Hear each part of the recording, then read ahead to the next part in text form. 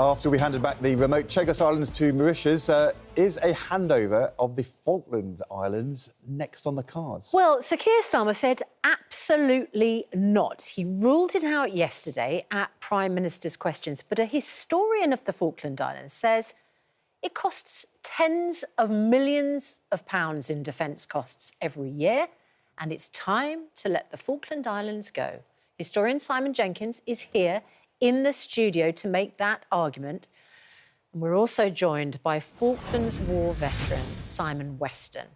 Now, Simon Weston, when you hear that argument, after you fought and suffered as a result of the Falklands War in 1982, what does it make you feel? Well, good morning, Susanna. It makes me feel that somebody's got a political ideology, in truth. It's disingenuous, to say the least, to say 60 million or even 80 million. The fact that the military personnel are down there, they'd still be in the British forces and they'd still be having to be paid. You know, the aircraft and all of those things would still have to be serviced, would still have to be flown. We'd still need to keep everybody there that we do. We have civilian contractors down there. And also we use it as an outpost. But at the end of the day, somebody, I think it was yourself, said, hand over the islands to the Argentinians and we should keep it British. We don't keep it British. The islanders keep it British. They had a referendum to keep it British. And we mustn't forget that they make quite a substantial contribution to us being there to help them with their security as well. You know, they have their own defence force down there, which are trained by our special forces. And, you know, we need to understand that they're investing heavily in their future as well. And the legacy of the Falklands is something to be applauded because they've made a massive success of their economy. Their economy hasn't dipped and waned as many of the rest of the world's has when problems have happened because of the fisheries. You know, we all got to eat. You know, they have a meat licence there they can export to the world. So they do have a great contribution to make, even though it's a small population. But then again, defending people's rights, their democracies, their freedoms, it comes at a cost. And we have to protect people against whoever may try to take away that freedom. And the islanders deserve to sleep soundly in their beds at night. Simon Jenkins, I mean, Simon Weston does make an important point. This is materially different from the Chagos Islands, which is basically the base. Here you have 1,500 plus people living on the Falkland Islands. When there was a referendum 11 years ago, they voted overwhelmingly to stay British. But how important is their view of their identity as British islanders? Is that something that you take seriously but end up discounting? Well, we've had this problem with all the ex-colonies. We have huge respect for Simon's point of view, and I take his point of view. I mean, he comes from a particular standpoint to it. These people are benefiting to the extent of about $250,000 a year in defence expenditure. Who's not going to say yes to that?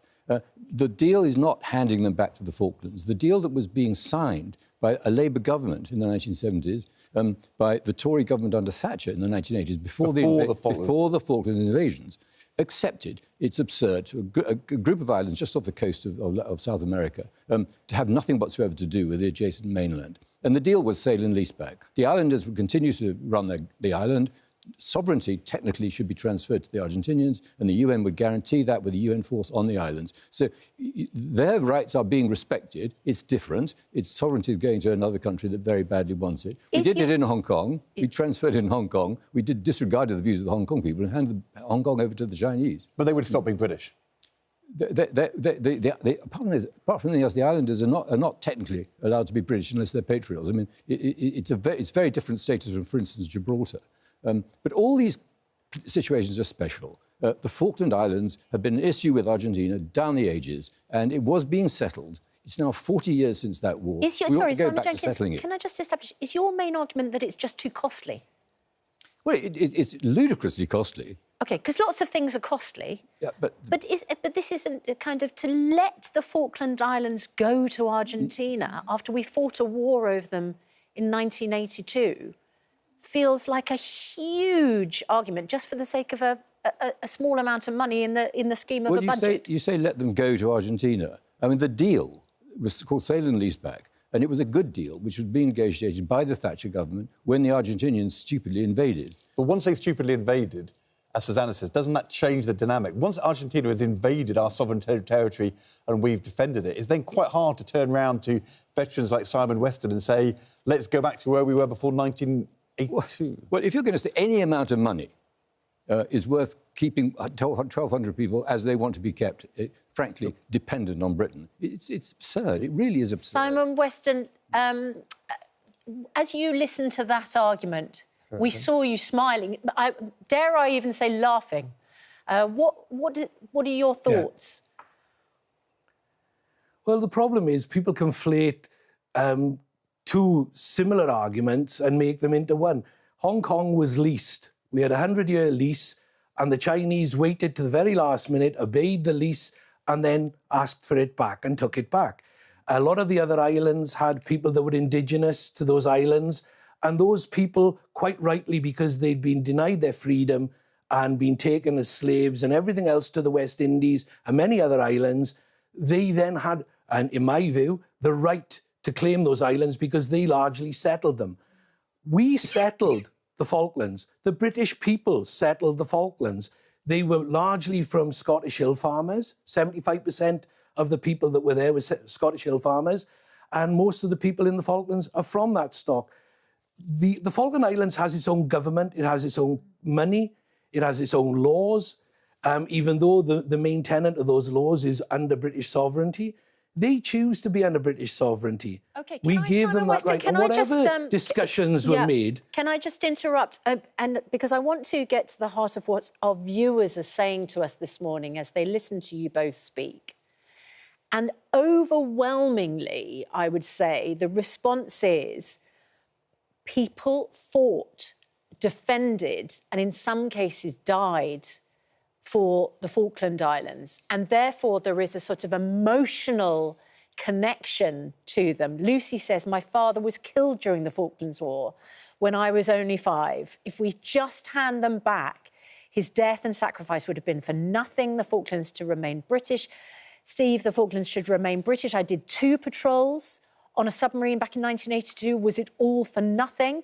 Leslie, absolutely not. The Falklands were fought hard and many died. And that was essentially the argument Keir Starmer made in the House of Commons yesterday about his own family member, his uncle. Yes. Simon Weston, that seems to, it's almost the emotional defence connection. You must feel that. Not from me. Interesting. No, not at all. I have... The emotional side of the argument is for others. I have always said, and if you go back right the way to when I was first ever taken on TV and on the Wogan show, he asked me about that, and I said, it's nothing to do with me. I did my job, or I had my job taken away from me by the Argentinians being better on the day. But at the end of the day, if the islanders vote to become Argentinian, I would applaud their right to exercise their freedom, their democracy, their right to self-determination, their right to determine who rules them. That would be theirs. But why would you hand islands over to a corrupt government, corrupt nation like Argentina? You know, Argentina is rife with it. OK. With corruption. That's such an interesting... When we talk to people... I've just got to allow Simon Jenkins just to also just have a contribution on that particular point. Simon Weston, very interesting. Even though our viewers say they have that emotional connection, Simon Weston doesn't. He says he did his job. This is about the people of the Falkland Islands. They don't want to be ruled by Argentina. All right. The people of the Falkland Islands in 1978, 79, 80 agreed with the then government of Britain that there was some negotiation worth having with Argentina because their life was a misery. They're cut off from the local mainland. But they don't agree now. They don't agree now because they think they've got, frankly, the British government by the short hairs, and they have. Okay. We're spending stupefying amounts of money, and it's absolutely ridiculous. Well, we asked, should the Falkland Islands be given to Argentina? Less than a quarter of those who voted said yes. And Simon Jenkins, what is the chance of there being any change in the state of the Falkland Islands in our lifetimes? I have to say now, as long as emotion drives foreign policy, none. That's what I think. Thank you both very much indeed.